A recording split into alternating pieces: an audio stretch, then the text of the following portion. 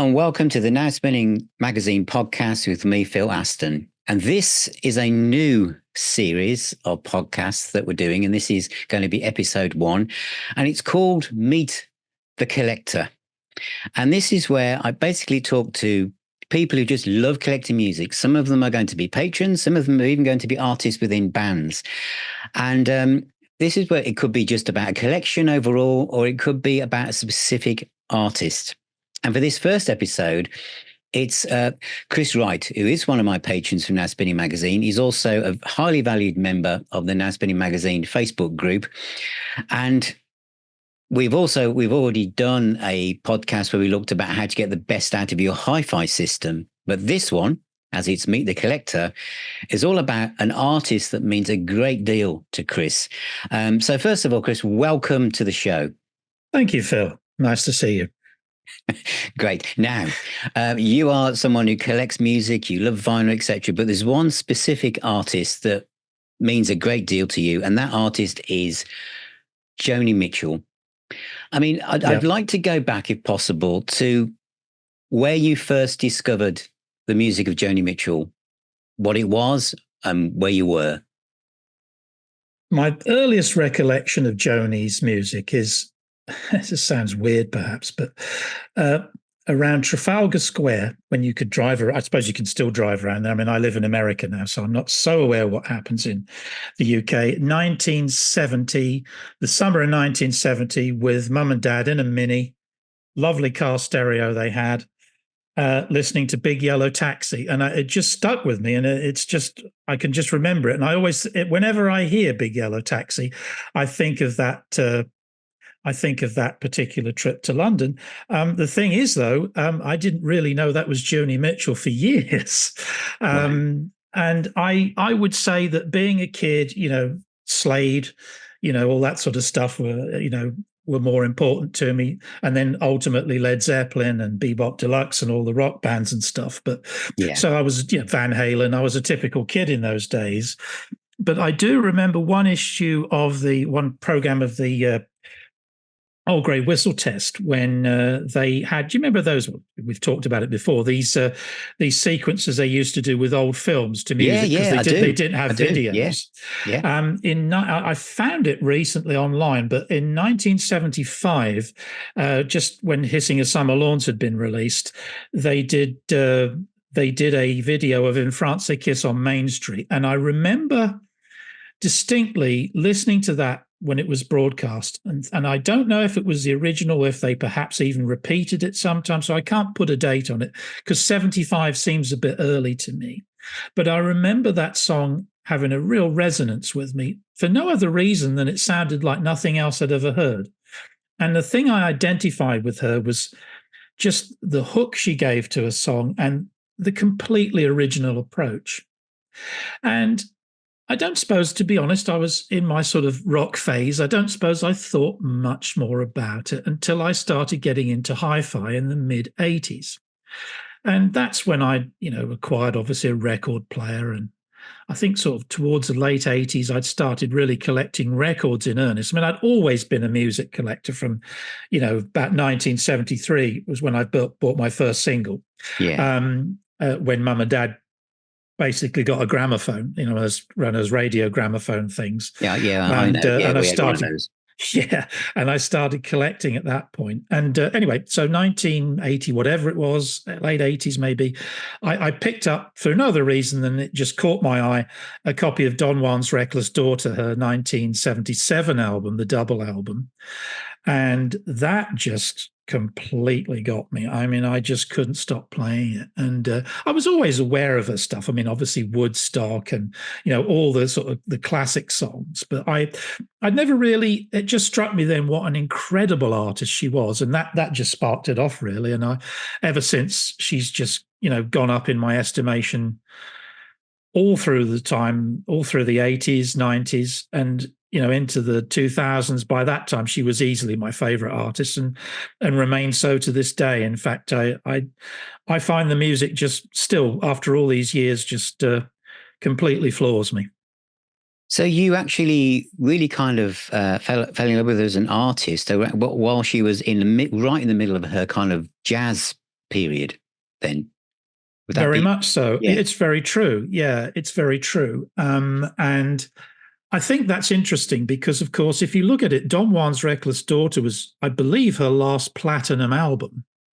And I think the reason for that was that she went into this sort of, initially it was quite light jazzy from about Court and Spark in 73, through Hissing of Summer Lawns, Hejira, Don Juan's Reckless Daughter, and Mingus. By the time she got to Don Juan's Reckless Daughter, I think things were changing quite drastically. And she seemed to, I believe at that time, although I wouldn't count myself as a huge fan in those days, of alienating the sort of audience that had come with her through the folk years up until about the time of Blue, which obviously, is seen as a classic. It's not my personal favorite. I love it, but it's not my personal favorite Joni album.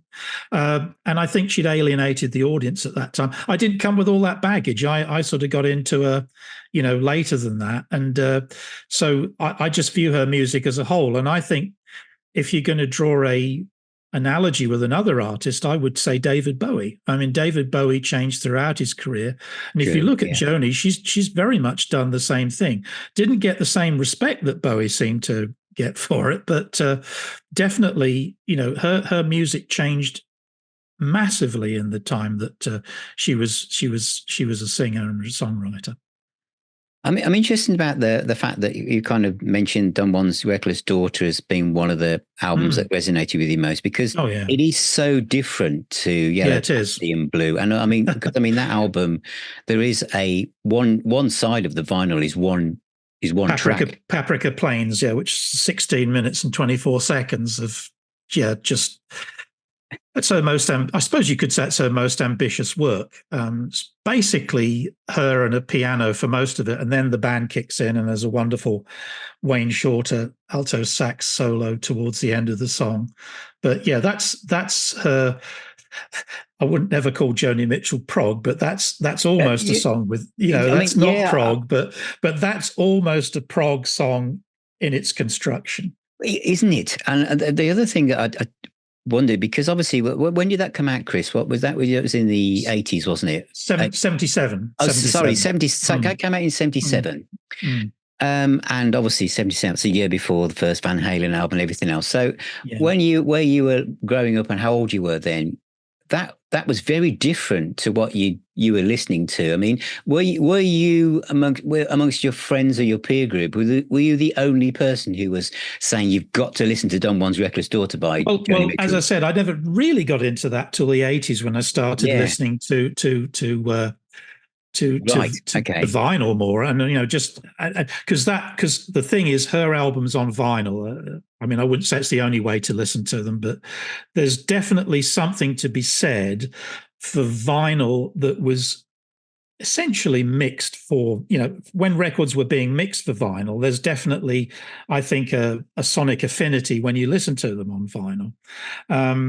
But that album, of course, by that time she'd got Jaco Pastorius on board. Yeah, I mean the lineup is incredible. But I was just fascinated by the fact that, I mean, I'm years behind you in getting into that album, and in fact, I've recently bought the one of the the latest box set that Reprise have done. With that in it, it's got a different cover now to the original. Well, that was a very, we don't need to go into the details of that, but it was a very controversial cover. It didn't surprise me. I rather expected they might change that, and they have. Which they did. But do you feel that, I mean, when you were listening to that and getting into it, I'm interested to know what the people around you and your kind of peer group, were they also Joni fans, or were you kind of like, no, I never really. I've never been one of those people that really follow much what other friends were doing. I mean, I was into Captain Beefheart in about 1975, which was just, I mean, I bought the Enemy, going off the subject of Joni, but a little bit, but basically I bought the Enemy Encyclopedia of Rock, or I had it for Christmas in about 74, 75. And that kind of informed my listening hugely at that time. And so I've never really followed the packet with music anyway. Sometimes it's the stuff everybody likes, other times it's off the wall stuff. Joni just speaks to me in a way that no other artist does. I just think it's literally the brilliance of what she does. And is that your favourite era of a career, the kind of jazz, I Mingus? think it is. Yeah, I think yeah, if I'd draw a line from probably For the Roses, which is the follow up to it's in between Court and Spark and in between yeah, Blue and Court and Spark. I would go from say For the Roses right through to Mingus. But then I would also look at the 80s albums and the 90s albums, which are somewhat overlooked. And those are really, I've grown to love those every bit as much. Dog Eat Dog, which came along sort of the late 80s, yeah. was, full of all the sort of Lynn drums of the time and stuff like that, Of and course. quite sort of 80s production. But I think where 80s production is now is very different from how we viewed it maybe even 10, 15 years ago, where it did sound dated. Now it just sounds as if it kind of defines the time it was recorded in. And Yeah, I mean, yeah, I I agree. listen to Dog Eat Dog all the time. So I really listen to right across the board of her albums. There isn't really, I would say, yeah, you're right. That period, that jazz period is kind of my thing, but I there's none of it I don't like. I mean, Song to a Seagull, the first album, I play a lot. And in fact, you talk about these reprise reissues. Of course, there was a remix of Yeah. that on the first of those three box sets that we've had so far. And I mean, that just sounds wonderful. Of course, it was originally produced by David Crosby, Yeah. and Joni didn't necessarily like the way it was done. But the way it's been redone is somewhat more complementary to the way the recordings were made, and it's fascinating to have that. The only thing about those box sets is there's something of a repeat of what's gone before, but the other box sets that are really good, of course, are the archive box sets that have been sort of gradually sort of flowing out at the snail's pace. We've got three of those now, That's true. and Yeah. those are absolutely essential. I mean, the reprise sets, for those of you listening who might be thinking, where to start, they're a good place to start. And they are very well remastered, aren't they? As you say, the first album was remixed. Yeah. Is that remix available on vinyl? I don't think it is it? It probably Yeah. is somewhere along the line. I mean, Yeah. Rhino have reissued things. There's been reissues. I mean, my thing with vinyl is I like the original first pressing. So that's just me. Yeah. So my kind of focus on collecting with Joni, as far as vinyl's concerned, is first pressings. I think I've got them all now. And Because sorry. just out of curiosity, because obviously you're from the UK now, living in the US. When you say first pressings, do you go from where you're currently sitting in the USA, or do you think an original pressing from the UK? Which one do you have a preference at all? We could do a whole podcast on this one day, but what I will say is that I generally think that how it works with first pressings is, where is the record company based? Even if it's recorded in the UK, Yeah. because who's going to get first dibs? The record company's going to have the master tapes, presumably, though those are delivered or were delivered to the record company. So the first pressing, probably the nearest to the master tape, is probably the country of origin of the label. I don't know that for a fact, but what I've found is that a lot of people say, oh, you must always have a UK pressing of anything, and that's not true if you're talking about American artists and American labels.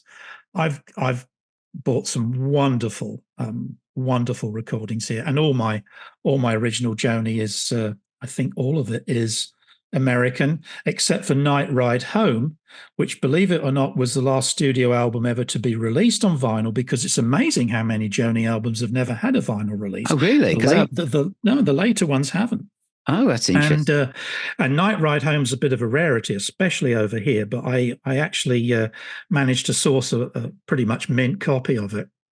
And but that's a German pressing, and that was the whole of Europe. That was the pressing for the whole of Europe. It was never released over here on vinyl.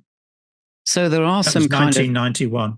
so there are some kind of lesser known albums that you feel deserve more recognition. That Yeah, I do. I would say so. There's a few. In fact, I wrote some down for you because I would say probably Night Ride Home, and also say, a Turbulent Indigo from '94. That's a fantastic album.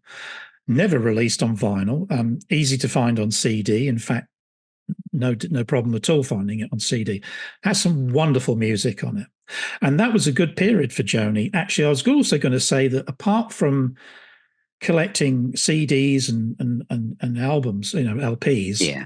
she's done 4 fantastic DVDs, and I'd recommend them all. And Turbulent Indigo reminds me of that, because in that year she did a video in front of a live audience in I think on the Warner's lot in California, to a sort of invited audience, called Painting with Words and Music. And that is absolutely fantastic. And beautifully recorded. I have a very nice Blu-ray DVD setup in my main system. Yeah. And that would be, as I mentioned in the Facebook group recently, that would make a perfect album release at some time. It's only available on DVD, cheap as chips to find it. It's not easy, not difficult to find it. Yeah. But also there's from the 80s, when she was married to Larry Klein, who was a musical collaborator with her at the time as well. Yeah. There's a DVD called Refuge on the Road, which has the sort of live tracks in it and some wonderful performances on it during that. And that's a sort of story of the tour that she did in the sort of, I think, 83, 84 period. Then there's the documentary, and this is another good starting point if you want to learn Joni, is A Woman of Heart and Mind, which was a documentary brought out years ago.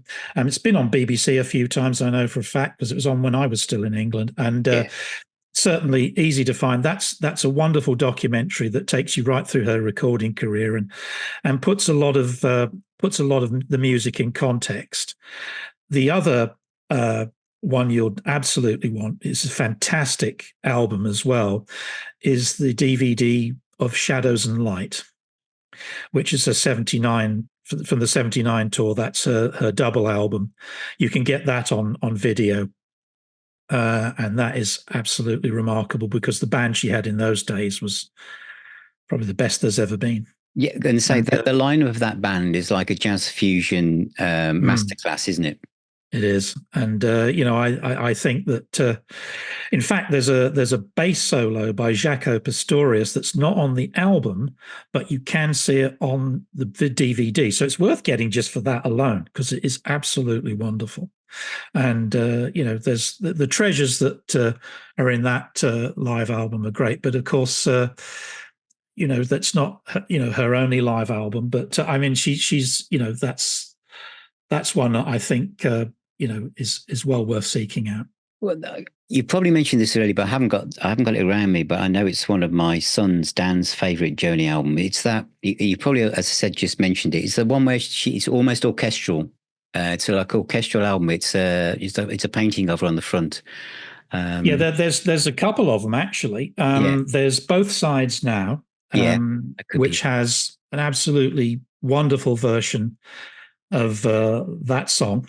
Yes. I believe that was used in one of those.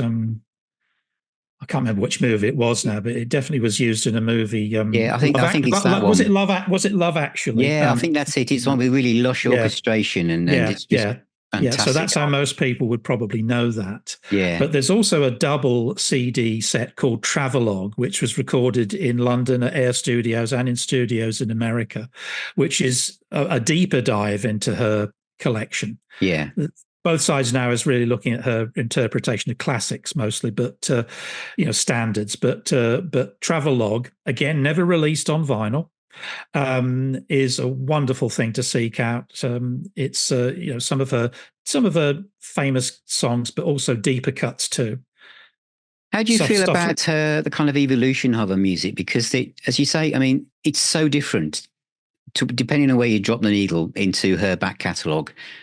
It's just, there is this jazz period, which is very easy to define in a way. As you say, you mentioned the albums very succinctly there, but the earlier stuff, and the further you go back to the beginning, it is almost like she was part of that kind of late 60s folk movement, wasn't she? Very innocent songs about the time, and Blue, of course, which a lot of people, that is their favourite album. And in fact, that reprise set, the little insert in that particular edition, only focused on that album of all the other ones in the set. That's not hugely surprising because, Yeah. it is a very dominant album in her catalogue. It's the one most people would identify with. But yes, she started off very much in the folk scene. I mean, obviously, originally from Canada. Yes. And eventually found herself in Laurel Canyon amongst all that amazing community of musicians.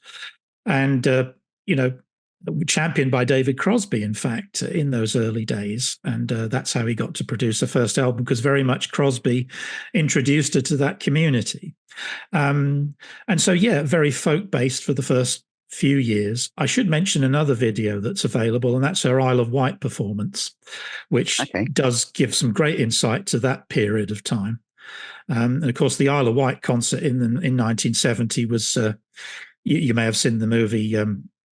That's the movie dedicated to that, but Message to Love. But in fact, it shows clips of Joni's performance in there. But about 4 or 5 years ago, maybe a bit longer, they actually did a release of that, and that's worth having as well. I've got the digital one of that. I don't know if that's had a physical release, but that's worth seeking out too. But that was very much that sort of Ernest Songsmith kind of period where she was, more of a conventional artist, and yet not really conventional, because she was writing music that was arguably peerless even then. So, she's never been what you'd call ordinary. And if you look at Song to a Seagull, the debut, I mean, it's probably, I've always said, I think it's one of the most underrated and remarkable debut albums of all time. It's simplicity. Sorry, Phil. Sorry, Chris. She's unique in the path that she took through the kind of jazz period, isn't she? All her contemporaries, they didn't stay exactly on track to where they came from, but they knew enough, did in a way. But her route through the jazz and bringing in all the jazz fusion guys, especially through the late part of the 70s, was unique to her, wasn't it? I don't think anyone copied her, did they? Or think, well, that sounds like a good path to go down. The way I kind of see it is that having achieved so much with Blue, where do you go after that? It's a very difficult album to follow if you're then going to do... Very true. Because some artists would do another 10 blues for the remainder of their career. But that was never Joni, because if you look at where Blue is in the, as the fourth studio album. So you would say that there's a definite line of progression until then. So it really, then of course, For the Roses followed that. And that's an album I rate very, very highly. I certainly, it's just me, but I because everyone has their tastes in this thing, I would certainly listen to For the Roses many more times, and I've certainly listened to it many more times than I've listened to Blue. But then came Court and Spark, which then started to sort of, she not diversified so much in For the Roses. It was a progression from Blue in some ways, but then this jazziness kind of came in Court and Spark, which is, I think musicians would rate that as very highly as an album. And then, of course, The Hissing of Summer Lawns, where it really started to, change. And then into 76 and Hejira, which is often, a lot of people's favorite album. If their favorite album isn't Blue, it's often Hejira, because that's an absolute masterpiece. And again, that word travelogue is what Hejira is. It's very much a tour of her experiences driving across the USA in that time. And she just wrote songs while she was on that journey from, I think, New York to Los Angeles. And it's just wonderful. It's just wonderful songwriting. And so then Don Juan was just even more into that. And Mingus, of course, was very late in his life. She collaborated with Charles Mingus. Yeah. And the thing about Charles Mingus was that, she took his songs and sort of developed those in that album. And so she just never stopped progressing. As I say, I think the nearest analogy is David Bowie. Yes, I can see that completely. Is there any? Because obviously your collection of Joni stuff is is vast as you followed her career. But and you mentioned that some things have never been released on vinyl. So putting those aside, because I know you've said that to listen to Joni vinyl is your format of choice. But is there anything you're still looking for out there that you still have a gap in your collection that you're still looking for that first edition? Well, I suppose I ought to get the Live at Newport album that came out last year or the year before, which is, she's had a bit of a renaissance. That's true, yeah. Thanks in large part to Brandy Carlisle, who's been very much encouraging her to sort of get back into the musical arena, because she had retired from music, and so that I haven't got yet. But that's not one that, if I'm being completely honest, I'm terribly worried about, because I feel that it's not anything original or new. I think it's very emotional. But it's not. I will get it, and plus some of these, the last two box sets that you mentioned. I've got all the archive box sets.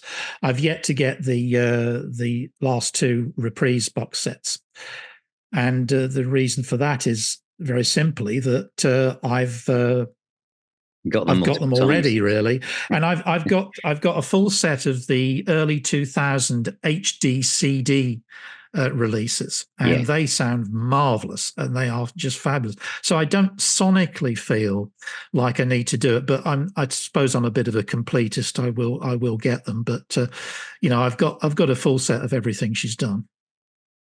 So would it be safe to say that Joni Mitchell has been kind of like the soundtrack of a huge part of your life? And has Joni's music, are there specific albums that have kind of, you feel like have almost supported you at different times, where you've thought, whatever's going on in your life, I'm going to put a Joni album on? And is it a specific album, or is it like a selection depending on the feeling or the mood you're trying to almost create in your mind's eye? It's difficult, really, Phil, because I play her almost daily anyway. Oh, wow. Okay. So, I mean, there aren't many days that go by in some way where I don't play a Joni Mitchell something. So in some ways, she's always there. But I suppose there you are. That's probably the answer, isn't it? That's probably yes, it is. Yeah. That's the answer, that she's always there. And I suppose I feel a need to listen to her. I can't say it's a particularly conscious decision. It's just that, the catalogue is pretty vast. And especially if you take into account the new box sets that we've had. I mean, there's in recent times, there's been quite these archive box sets. Then there's been quite a flourish of unreleased material, because that's all they are. There's nothing on there that's ever been released before. They are truly remarkable box sets. In fact, I'm just looking at it now, but the last one, which is, the Asylum years, 72 to 75, that box set is, I mean, the first two box sets were really, really good, but the one that does catalogues the Asylum years is just the best. I think it's one of the best box sets ever released, purely because of the quality of what's in the archives, which I don't think too many people were very aware of. And I can listen to that and just get lost in it. And do you, because you play every day? Because we've all got busy lives, and we've got mobile phones, and and things are always going on around us. I don't put this. Is Joni kind of like sometimes a background activity that she's on in the background and you're pottering about doing stuff, or do you think you sit down and listen to? I'm going to listen to a Joni Mitchell album, and it's going to be this one, and you sit down and it's all distractions, phones off, and you listen to it. I mean, how do you, is she on sometimes just in the background? You put some Joni on, or do you think, I'm going to sit down, I'm going to immerse myself in this particular album? Generally, it's immersive. Right. Okay. I'm lucky enough to have my own music room, which I can escape to. And I mean, she will definitely be part of that escape quite often. But then again, I will listen to, I don't think she's a background music kind of artist for me. Okay. Although occasionally that's the case. If, like, when the archive box sets were released, I was listening to those, listening to the streams of those all the time because I was just getting to know them. And I think that was just, that was just a time thing that I wanted to get to know them in a hurry because we'd been waiting years for these releases. And once we got them, as an avid collector, I was wanting to really get into depth with them, even if it wasn't, a fully immersive listen. But generally speaking, no, especially with vinyl, I don't want to use the term a religious experience, but because that's a horrible term, but it's a pretty serious listen. And do you listen to the whole album, or do you think I'm going to listen to some key tracks from a series of albums? So you immerse yourself into the 40-minute long album, or do you cherry pick depending on? Depends on the time I have and the mood I'm in. It may be that sometimes there's a particular song, that just sometimes just something like Just Like This Train will just sort of from Court Spark will just spring into my head, and I must listen to it. I do have that, just there's a song that comes up and you know how music is. It's all in our heads, isn't it? We've got this incredible tape recorder in our brains. It's very, very true.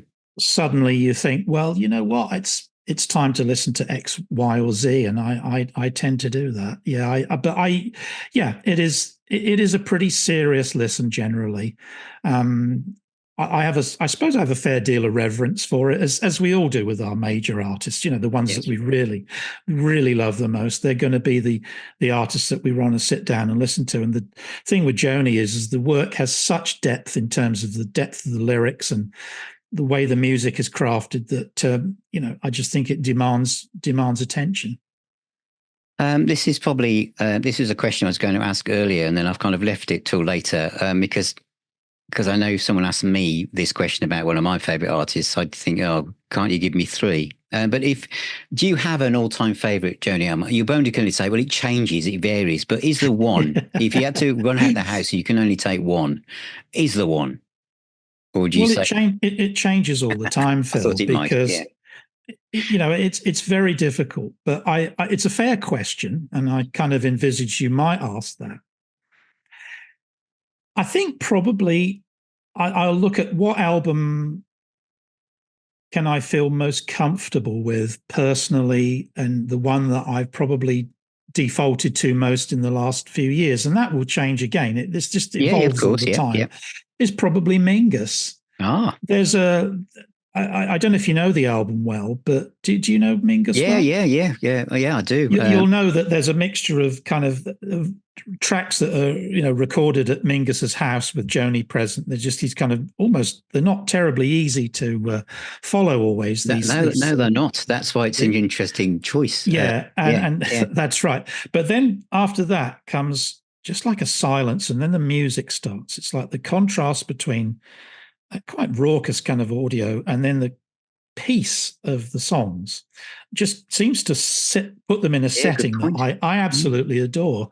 And that album, I mean, it wasn't by any means a big seller for her, but I just find that album resonates with me a lot. But I could say that about all of them, and that they're all precious to me. I mean, all of them. And there isn't one that maybe Taming the Tiger and Shine, her last two albums, I could probably agree weren't quite to the standard of what went before, which is perhaps why she felt that, it was time to, take up painting and more more seriously and do less music. But is there a definitive live album you'd recommend for anyone new? Well, there's really two of them. There's Miles of Isles from 74, which is very, very different from Shadows and Light. Very different, There's huge difference there, which makes them both valid, actually, because they, obviously, they're two, I mean, with... I suppose the first one sums up a particular period, doesn't it? Yeah, it does. I mean, it's a bookmark. Yeah, it does. It's the early years, and so therefore it is kind of sums up a time. And then Shadows and Light is when she's become very much more experimental, very, very different from the artist she was when people first knew her. And it's just a wonderful progression. And the musicians on that album are just so amazing. And they are, it is a joy. But yeah, they're the two. I mean, of course, I would say also that there are good amount of live music on the archive box sets too. Yeah, that is very true, isn't it? Because Yeah, the second live album, it had kind of a checkered history on CD because its first release, some of the tracks were missing, weren't they? If I remember yeah, rightly. they were because in fact, I've got both CDs. That won't surprise you to learn. But yeah, don't ask me which tracks right at this minute. No, that's fine. No, I don't know which one. Yeah. I can't quite remember. But basically, yes, it was originally released as a single CD, and of course, with the time limit on a single CD, that's what we got. And then there was the HD CD re-released in the early 2000s, which was thankfully a double effort. So that's the one to get. Apart from, of course, the fact that it's just been reissued again in this new box set. Yeah. Now you mentioned that Mingus is the one that you're kind of drawn to probably the most. But if you're new to Joni Mitchell, and you had to think of 5 albums that would help a new music fan who wants to explore more, would Mingus be one of those 5, or would you choose?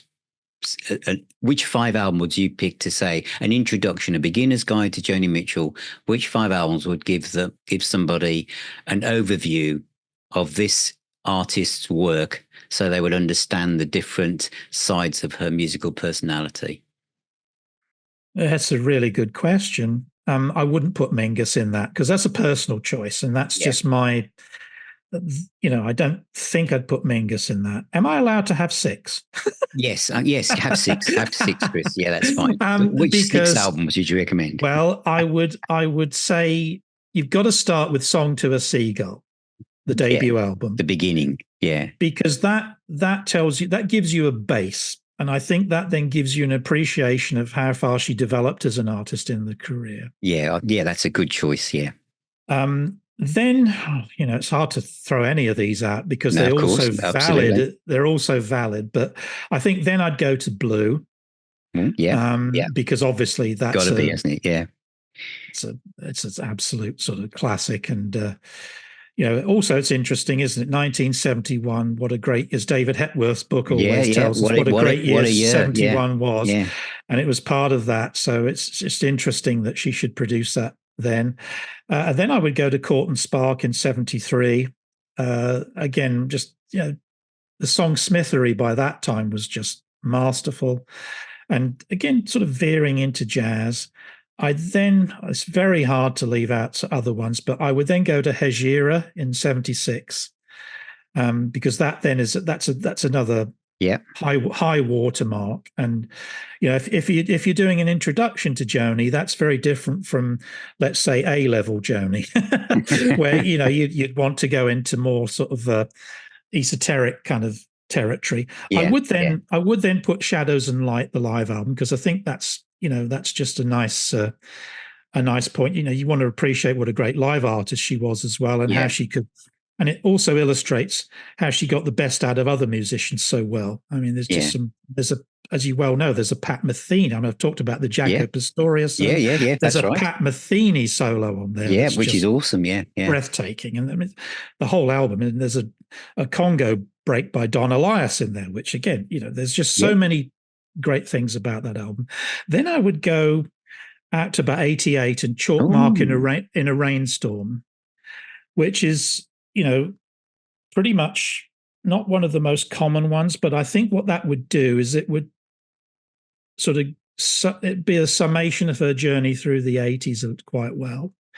And it's got some wonderful music on it. I mean, she does the opener to that is a duet with Peter Gabriel. Oh, right. Okay. Called My Secret Place. And it's just it's just one of these wonderfully enigmatic tracks. And I just think that's one that's really worth listening to as an album.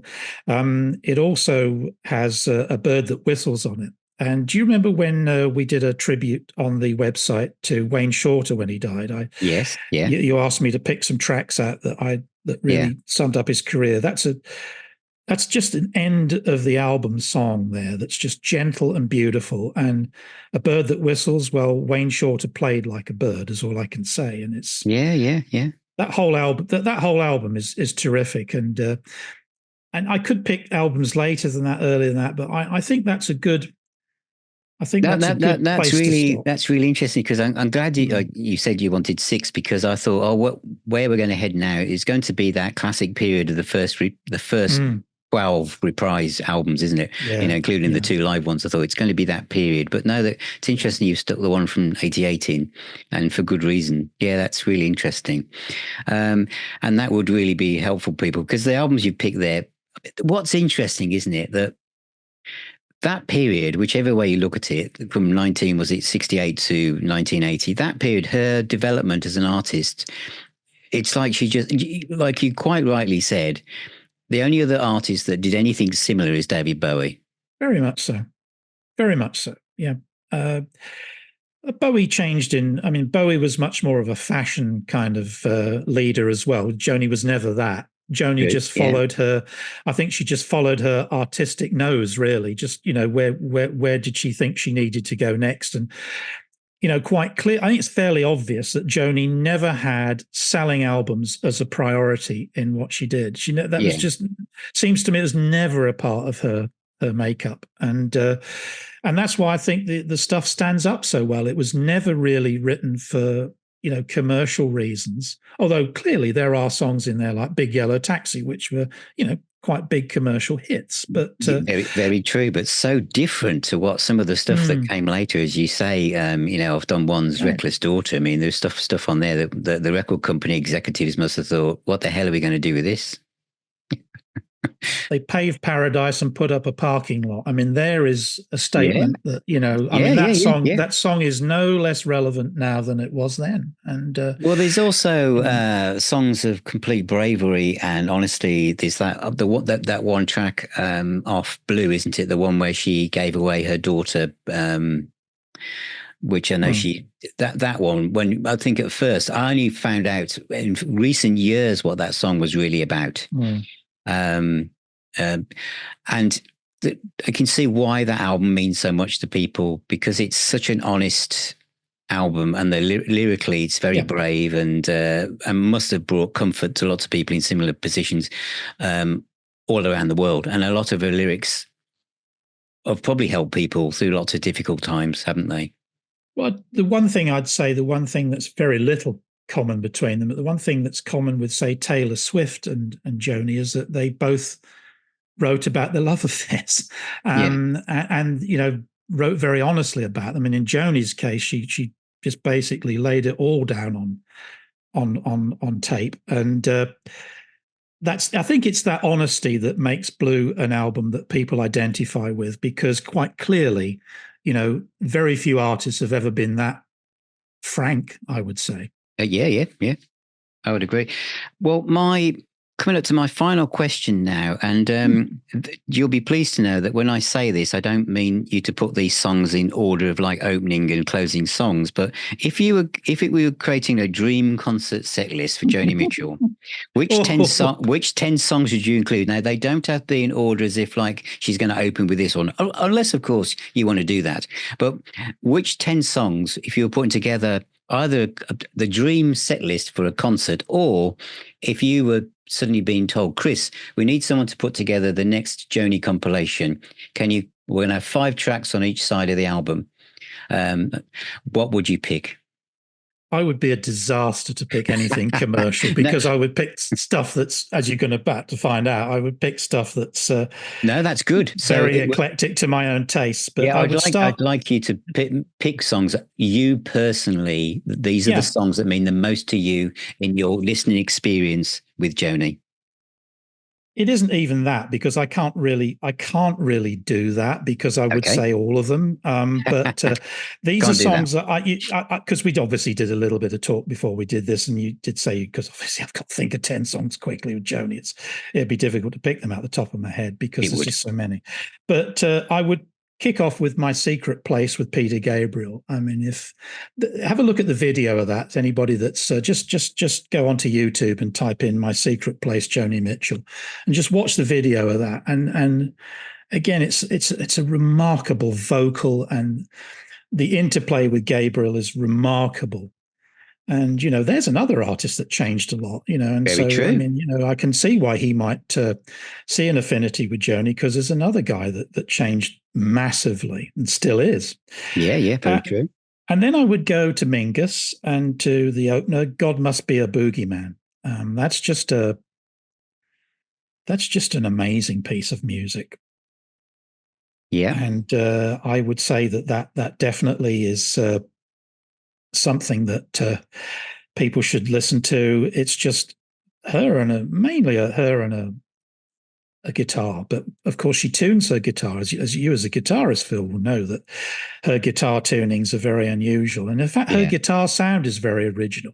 Yes, And I it think is. if you listen to "God Must Be a Boogeyman," you'll hear that this is only my interpretation, but she's using the acoustic guitar almost as a percussion instrument at times. It's remarkable, and the beauty of the vocal and the whole way it's delivered is just incredible for me. And then I'm going to go number 3, "In France They Kiss on Main Street," from Hissing of Summer Lawns. That's just a Oh, yeah. beautiful song for me, and it just seems to sum up that era so well. And the chorus of it is just wonderful. And I just think it's a great song. I don't think it's anything more than just a fantastic song. Then I'd go to For the Roses and Cold Blue Steel and Sweet Fire, which is just another sort of beautiful piece of music. She's just, and it's just so Joni. It's just these songs are all so Joni, but Yeah. I would pick that one because it's just such a standout track in a standout album.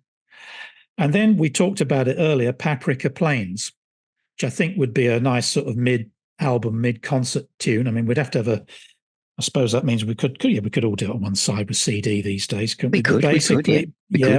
could. But yeah, Paprika Plains, amazing song and amazing, and it builds, a bit like Stairway to Heaven builds, Paprika Plains builds. It starts off very humbly and ends magnificently, and it's just such a sweeping piece. And I'm just going to something you've just mentioned there, which I thought about the other day.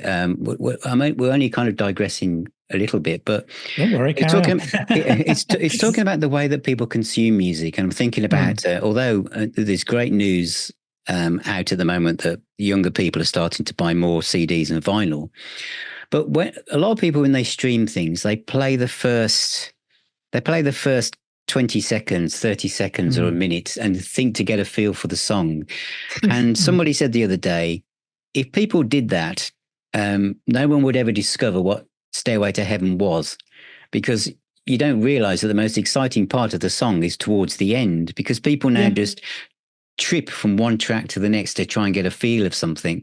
Whereas obviously back in the day, we'd listen to the whole of a track because either that or you got off and lifted the needle off. So, you've just mentioned something there, and you mentioned it was, it's kind of an epic bit like Stairway. That's something about listening to a whole track or a whole album is if you are just dipping out and sampling the first minute, you miss out on so much, don't you? I think we miss out on so much if we don't do that. And I mean, Yeah. it's easy for us because we're of an age group and a generation that were brought up listening to albums. You listen to albums. And when I say listen to albums, I mean literally that. We listen to the whole album. Yeah.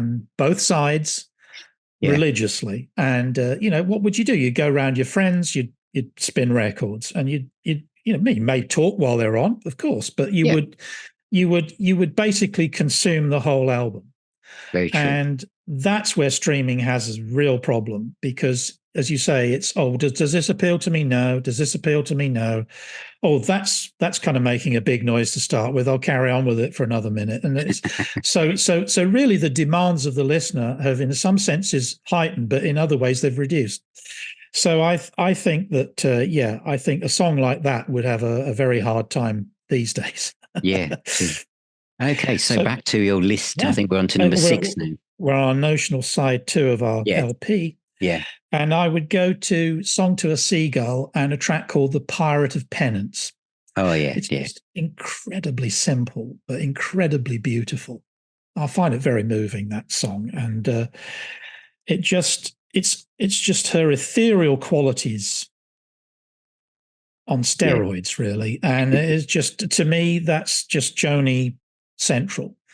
And, that I don't think anyone else could create. I mean, you can say that about most of her music, but really nobody else could create that song in the way she does. No, I totally agree with you. Yeah. She's just a beautiful songwriter. And then I'd go to Dog Eat Dog and a track called Impossible Dreamer, which, given the time it was recorded in and where her career was at the time, which I have to say, I think we're not mentioned this much yet, but Joni was not so respected for a long, long time. That she'd really faded from being what I would call a real sort of major artist. It's come back now. I think that with the way the music industry has been in the last few years, and with the way that Joni's career has had this renaissance, there's been a complete revisitation of her catalogue. So in her own case, I'm just relieved to know that in her lifetime, she now knows how loved she is, because I don't think that was the case around the time of Dog Eat Dog. And that's just a beautiful track I'd recommend to anybody. It's just one of her best for me. Impossible Dreamer. Maybe what we should do, Phil, is do a Spotify list of these songs so people can listen to it. Yeah, that'd be good. Organized.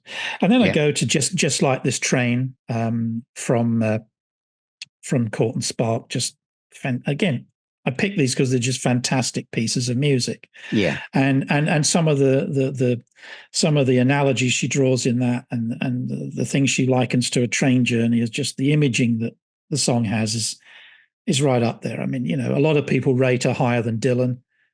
I certainly do, but I don't think it's a competition anyway, so it hardly matters. But she is in that class. And then you were talking earlier about songs that sum up her life, and there's a song called Chinese Cafe from Wild Things Run Fast. It's actually a medley of Unchained Melody. So it's Chinese Cafe, Unchained Melody, which opens up the Wild Things Run Fast album from '82.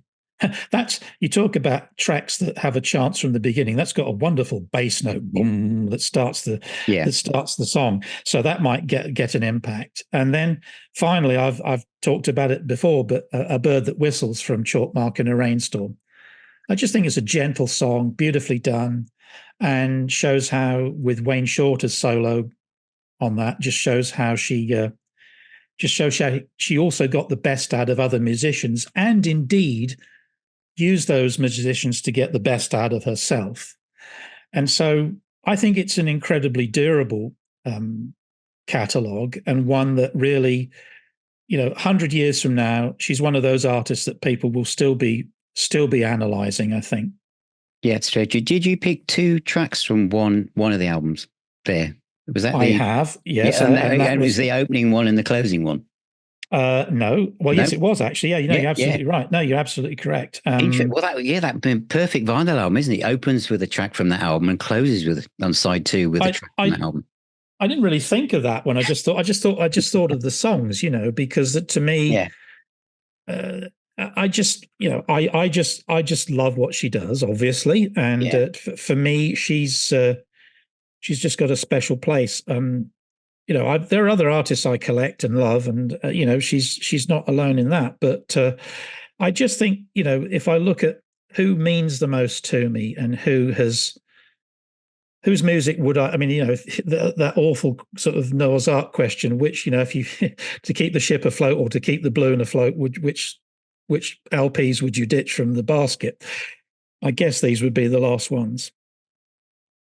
That's great, absolutely brilliant. And I was obviously also to see your top 6 albums that you recommend as well, because obviously the one, the album number 6 was also Chalk Park, wasn't it?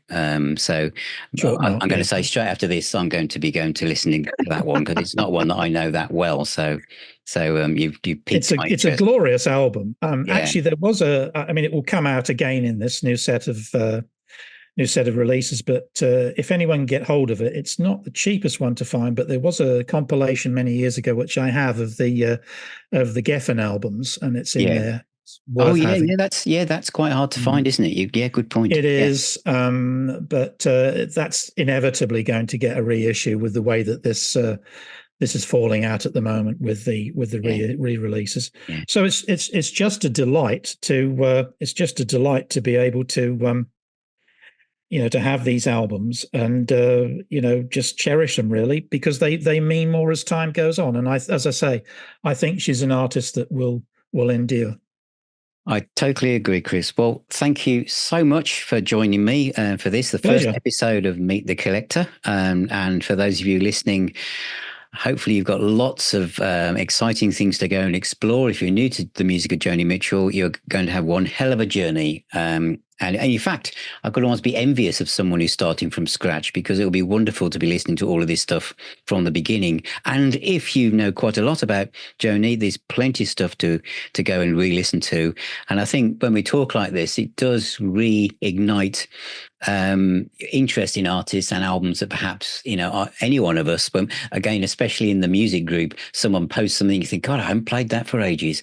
So this is great for stuff like that. But thanks, Chris. Thanks very much for your time. And it's been absolutely a pleasure. Always wonderful. Good to talk with you, Phil. And great.